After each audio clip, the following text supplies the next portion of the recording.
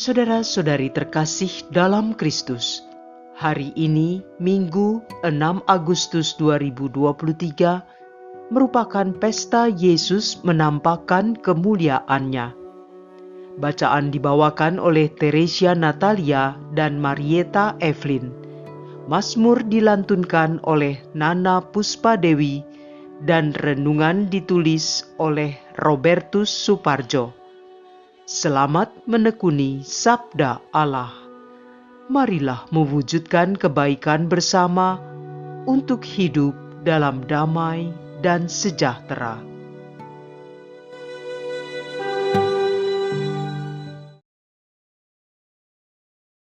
Dalam nama Bapa dan Putra dan Roh Kudus. Amin. Ya Tuhan Allah kami bersyukur kepadamu karena memberiku satu hari lagi untuk mencintaimu. Kami mohon, dampingilah kami hari ini, agar kami tidak menyimpang dari jalan yang telah Engkau siapkan untuk kami. Pancarkanlah cahaya ilahi-Mu, sehingga kami dapat memantulkan cahaya yang sama kepada semua orang yang kami jumpai hari ini. Utuslah Roh Kudus-Mu untuk mengingatkan kami tentang siapa kami dan tujuan kami diciptakan. Semoga keselamatan yang kami peroleh dari sengsara dan salib-Mu tetap tinggal selamanya di hati kami. Semoga sepanjang hari ini kami mampu menghadirkan kemuliaan Allah dalam setiap langkah dan gerak hidup kami. Demi Kristus, Tuhan dan pengantara kami, kini dan sepanjang masa. Amin. Bacaan dari Nubuat Daniel, bab 7, ayat 9 sampai 10, dilanjutkan dengan ayat 13 sampai dengan 14. Aku, Daniel, melihat tahta-tahta dipasang. Lalu duduklah yang lanjut usianya.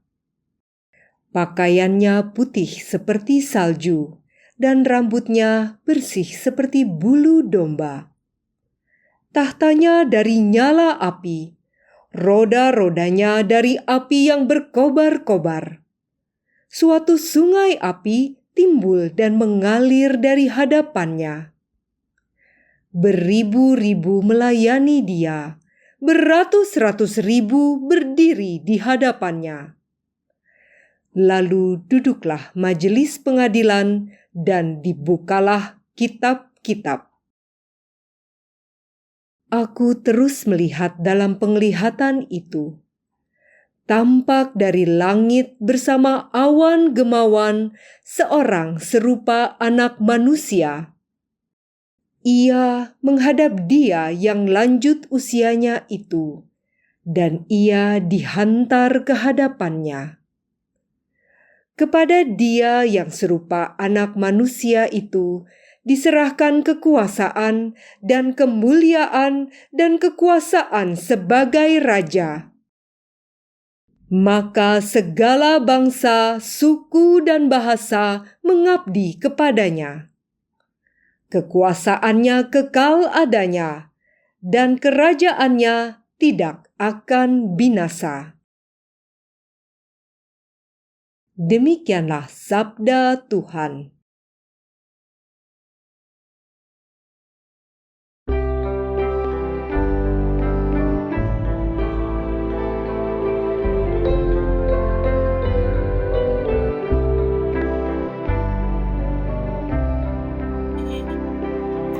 Tuhan adalah Raja, Maha tinggi di atas seluruh bumi. Tuhan adalah Raja, biarlah bumi bersorak-sorai, biarlah banyak pulau bersukacita. Awan dan kekelaman ada di sekelilingnya. Keadilan dan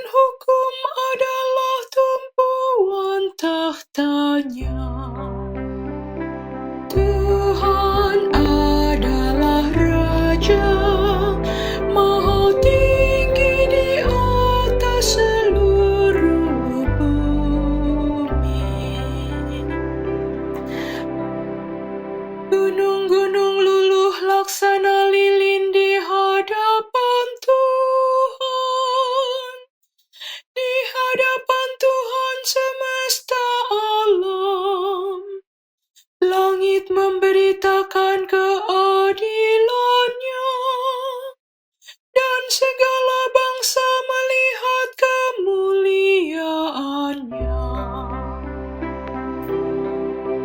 Tuhan adalah Raja, Maha tinggi di atas seluruh bumi. Sebab ya Tuhan, Engkaulah yang maha tinggi di atas seluruh bumi. Engkau sangat dimuliakan di atas segala dewata. Tuhan adalah Raja, Maha tinggi di atas seluruh bumi.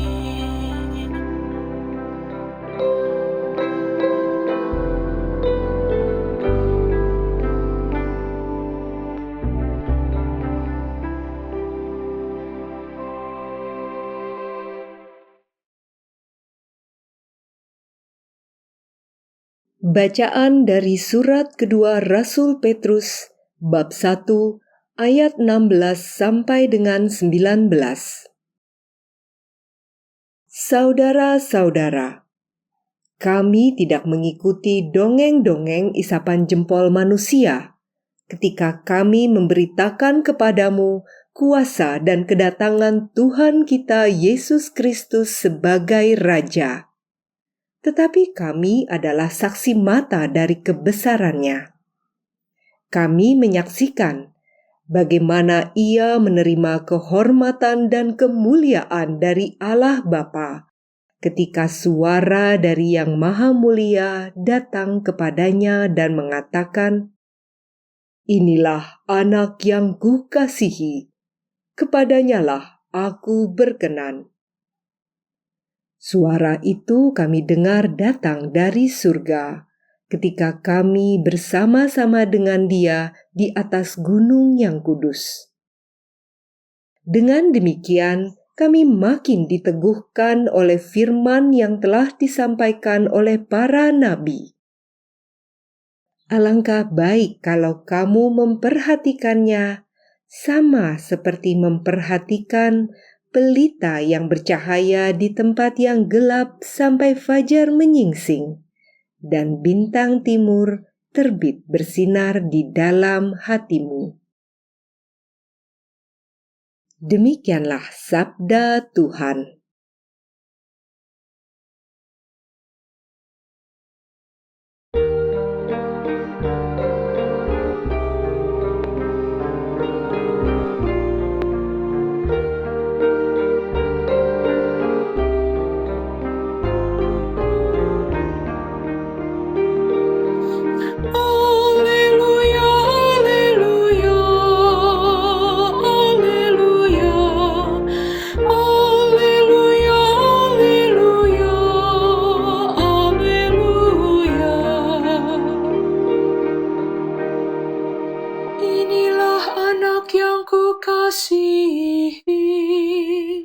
Kepadanyalah aku berkenan, dengarkanlah Dia. Alleluia, alleluia, alleluia, alleluia, alleluia, alleluia.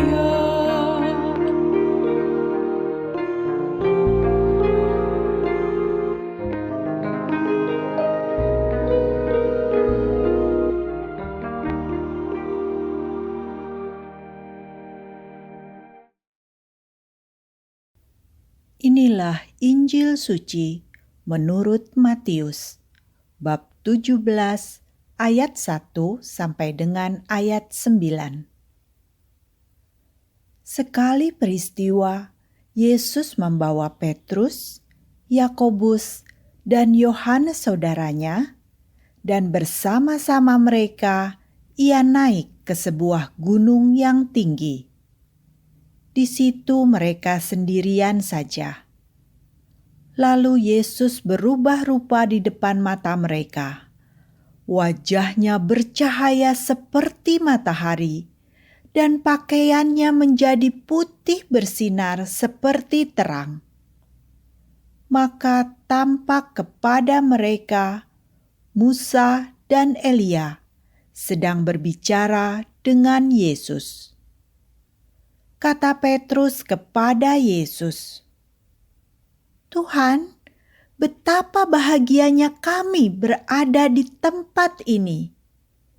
Jika Engkau mau, biarlah kudirikan di sini 3 kemah. 1 untuk Engkau, 1 untuk Musa, dan 1 untuk Elia." Sementara Petrus berkata-kata begitu, tiba-tiba turunlah awan yang terang menaungi mereka. Dan dari dalam awan itu terdengar suara yang berkata, "Inilah anak yang kukasihi, kepadanyalah aku berkenan, dengarkanlah dia." Mendengar itu, tersungkurlah murid-murid Yesus dan mereka sangat ketakutan. Lalu Yesus datang kepada mereka. Ia menyentuh mereka sambil berkata, "Berdirilah, jangan takut." Dan ketika mengangkat kepala, mereka tidak melihat seorang pun kecuali Yesus seorang diri. Pada waktu mereka turun dari gunung, Yesus berpesan kepada mereka, "Jangan kamu ceritakan penglihatan itu kepada seorang pun, sebelum Anak Manusia dibangkitkan dari antara orang mati." Demikianlah sabda Tuhan.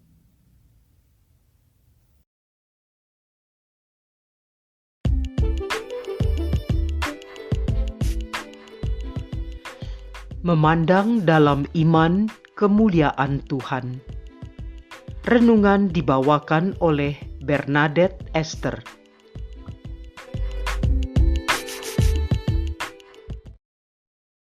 Saudara-saudari, Bapak Ibu, kaum muda, dan anak-anak yang terkasih dalam Kristus. Salam sehat dan sukacita untuk kita semua. Hari ini Gereja Katolik merayakan Pesta Yesus menampakkan kemuliaannya.